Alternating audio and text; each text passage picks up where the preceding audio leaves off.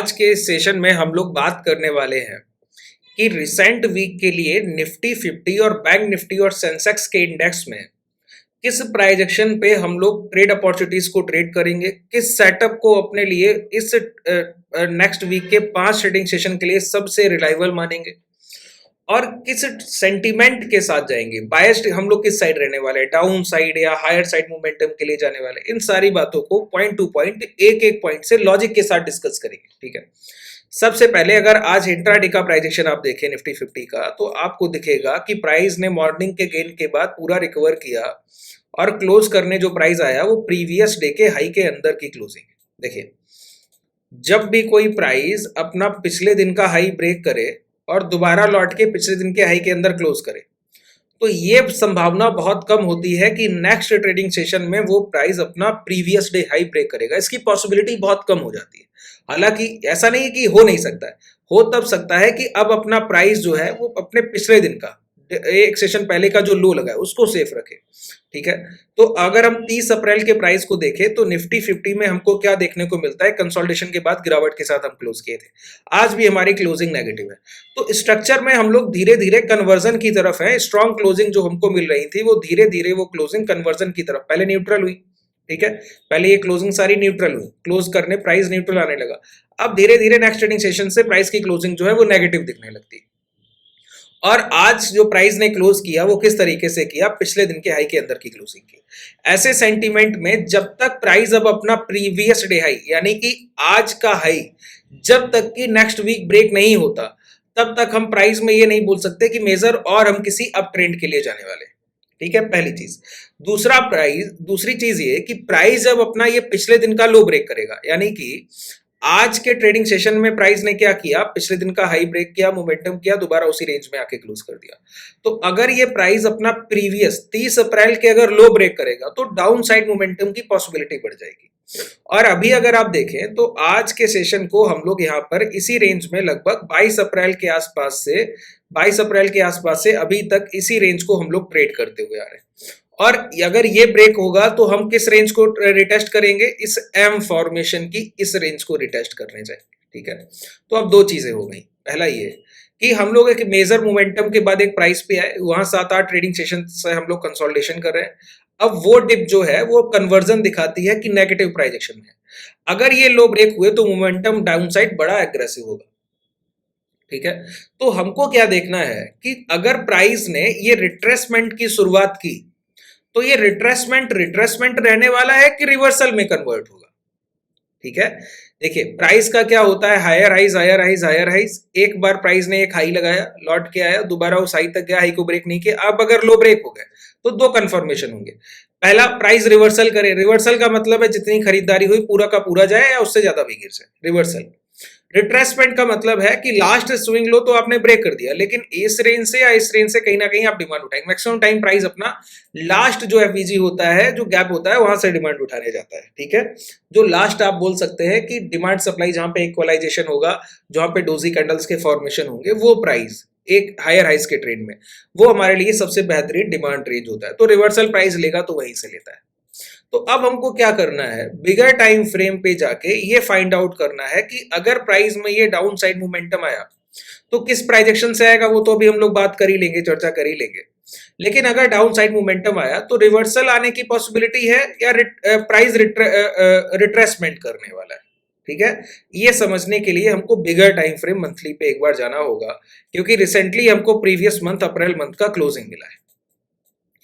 अगर आप गौर करें तो हम लोग एक लोअर लोज के फॉर्मेशन में थे और 3 महीने प्राइस ने कोई बड़ा सप्लाई नहीं दिया। एक लास्ट मंथ सप्लाई दिया जिसको हम फेब मंथ बोल रहे हैं। उस मंथ की सप्लाई में प्राइस ने अपना लास्ट एक लो भी ब्रेक किया और एक बॉटम लगाया। लेकिन जो डिमांड रेंज थी जहां पे प्राइस ने एक अच्छा पुल बैक रिट्रेसमेंट किया था हायर साइड, उस स्ट्रेच की डिमांड का जो डिमांड रेंज था वहां से प्राइस ने प्रीवियस कैंडल को इंगल्फ किया। जब दोबारा प्राइस आया तो उससे प्राइस ने नेट बाइंग उठाते हुए यहां तक चल के गया। तो हमारे लिए जो रिवर्सल, ये जो प्रीवियस कैंडल की इंगल्फिंग रेंज है, इसको आप अगर मार्क करें पूरी रेंज की मैं अभी बात कर रहा हूं। देखिए, डेली टाइम फ्रेम पे हमको एक रेंज मिलता है और जब आप उसी डेली टाइम फ्रेम से लोअर ऑर्डर की तरफ आते हैं तो वहां पे हमको क्या मिलता है एक अपॉर्चुनिटी मिलती है कि प्राइस में कहां कहां डिमांड बेहतरीन। ठीक है, अब हम डेली टाइम फ्रेम पे लौट के आए, तो अब हम बता सकते हैं ना कि इस रेंज में प्राइस में डिमांड है, तो इस रेंज में कहाँ डिमांड है, इस पूरी रेंज का 50% जो है वो ये जो डॉटेड लाइन दिख रहा है ना, जब भी आप इस तरीके से दायरे को ड्रॉ करते हैं, एक रेंज को ड्रॉ करते हैं, वो डॉटेड लाइन, ठीक है, तो ये इस रेंज का 50% है। अगर प्राइस ने ये लो ब्रेक किए तो एक रिटेस्ट ये हो सकता है, अगर इस रिटेस्ट के बाद प्राइस नहीं गिरा तो यहां तक हम लोग आ सकते हैं। अगर यहां से प्राइस रिवर्सल लिया तो ये हम एक रिट्रेसमेंट मानेंगे, अगर यहां से पुल बैक ले ले, यहां से पुल बैक ले ले, ठीक है। तो देखिए एक मेजर हमारे लिए ओवरव्यू, एक प्राइजेशन का पूरा एक पिक्चराइजेशन हो गया क्या, कि अगर प्राइस में ये नेगेटिव प्राइस जो अभी हमारा चल रहा है, अगर ये रिजम्पशन चला तो प्राइस में ये लो ब्रेक होंगे, लो ब्रेक अगर होते हैं तो हम एक रिटेस्ट ये ले सकते हैं या मैक्स रिटेस्ट ये ले सकते हैं, पहली चीज ये तय हो गई। तो हम क्या क्या टारगेट रख सकते हैं, बॉटम साइड ये तय हो गया कि प्राइस में अगर लो ब्रेक होने की संभावना हुई, अगर लास्ट डे लो ब्रेक हुआ तो पहले यहां तक की गिरावट देखेंगे, अगर ये 24,000 के लो ब्रेक हुए तो 23,300 तक की गिरावट देखेंगे, अगर ये लो भी ब्रेक हो गए तो फिर हम 22,500 तक की गिरावट देखेंगे। डाउन साइड के लिए हम लोगों ने एक अपना पूरा मैपिंग तैयार कर ली।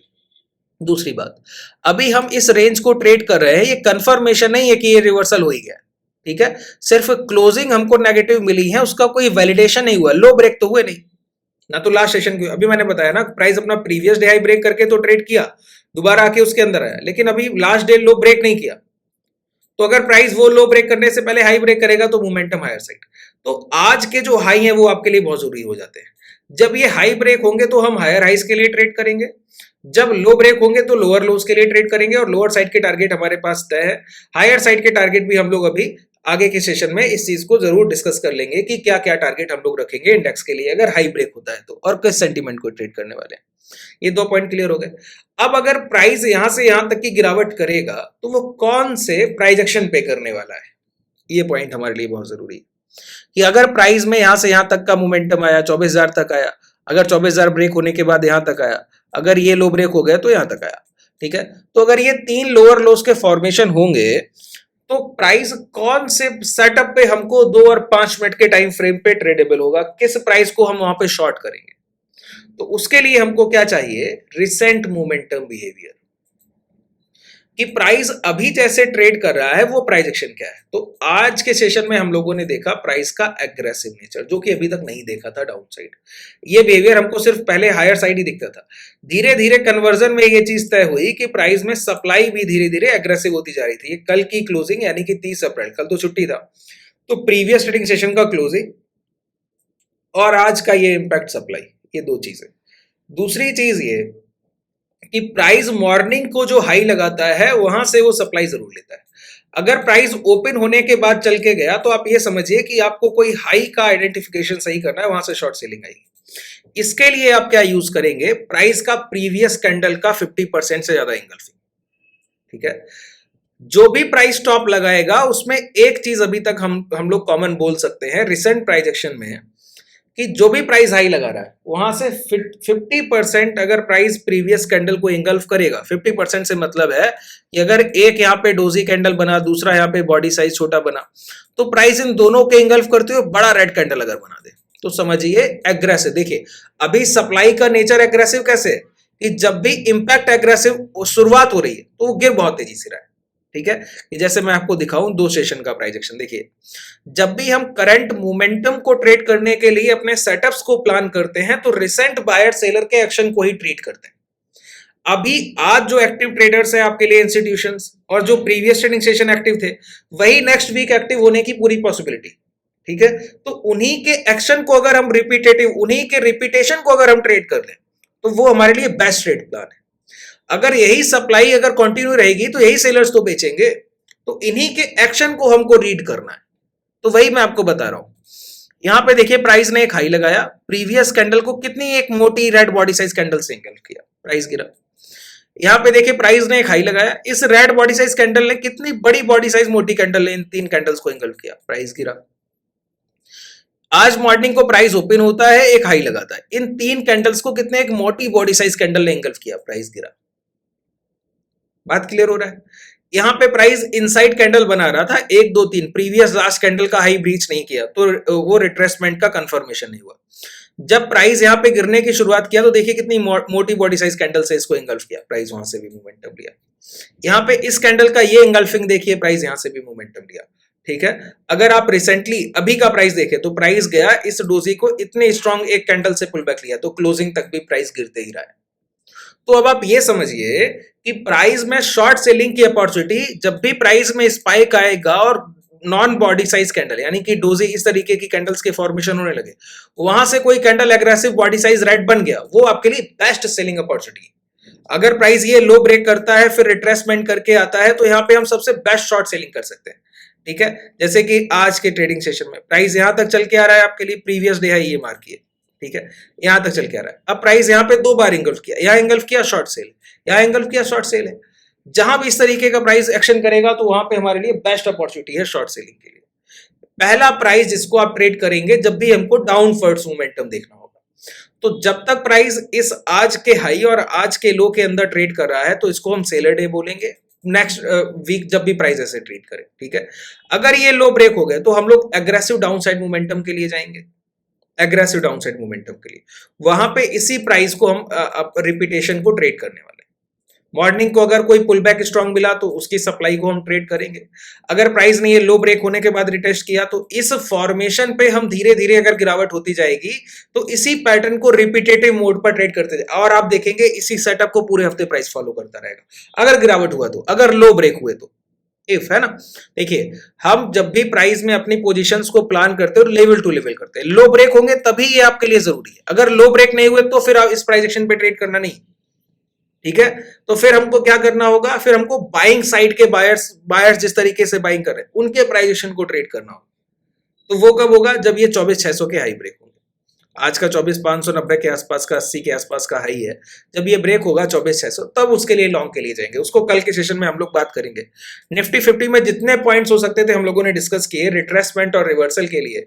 अगर प्राइस अपना लास्ट बॉटम ब्रेक करेगा तो वो रिवर्सल है, जो हम लोगों ने 50% का रेंज डिसाइड किया ना, अगर वो भी ब्रेक किया तो रिवर्सल है। वहां तक प्राइस को हम रिट्रेसमेंट मानेंगे, लेकिन उस रिट्रेसमेंट को ट्रेड जरूर कर लेंगे अगर हमको मोमेंटम मिला तो। उसके लिए हम लोगों ने ट्रेड प्लान किया। अगर आप लोग बैंक निफ्टी और सेंसेक्स का भी नेक्स्ट वीक का पूरा एक ट्रेड प्लान चाहते हैं इसी तरीके से, तो कमेंट सेक्शन में जितना ज्यादा आप लोग कमेंट करेंगे तो नेक्स्ट सेशन में कल दोपहर या कल शाम का जरूर आपके लिए करूंगा। अगर आप हमारे अंडर फ्रेंचाइज अपना डीमेट ओपन करना चाहें, ये जो रिसेंट मैं डीमेट यूज कर रहा हूँ ये धन का है, इसका लिंक आपको डिस्क्रिप्शन में मिल जाएगा।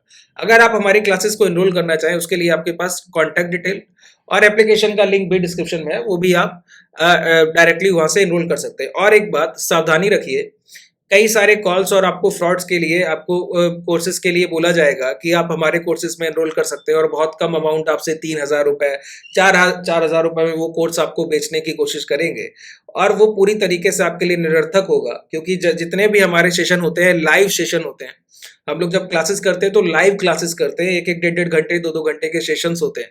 ठीक है, और डेली बेसिस पे सेशन होते हैं, तो उसमें आपको कोई भी एक्सेस नहीं दे सकता जब तक कि आप हमारे पास आपका पूरा डिटेल नहीं है। ठीक है, तो अगर आप करना चाहें तो उसके लिए आप लोग डायरेक्टली कांटेक्ट करके ही ज्वाइन कीजिएगा, एप्लीकेशन के लिंक से ही कीजिएगा। किसी थर्ड पार्टी एप्लीकेशन से अगर आप कोर्सेज को, क्योंकि मैं आपको बता दूं रिसेंटली हमारे कोर्सेज को अगर आप थर्ड पार्टी एप्लीकेशन से लेने जाएंगे तो बहुत सारे फ्रॉड्स आपके पास कॉल मैसेज और इन सारी चीजों में आपको ट्रैप करने की कोशिश करेंगे। शुभ रात्रि, धन्यवाद।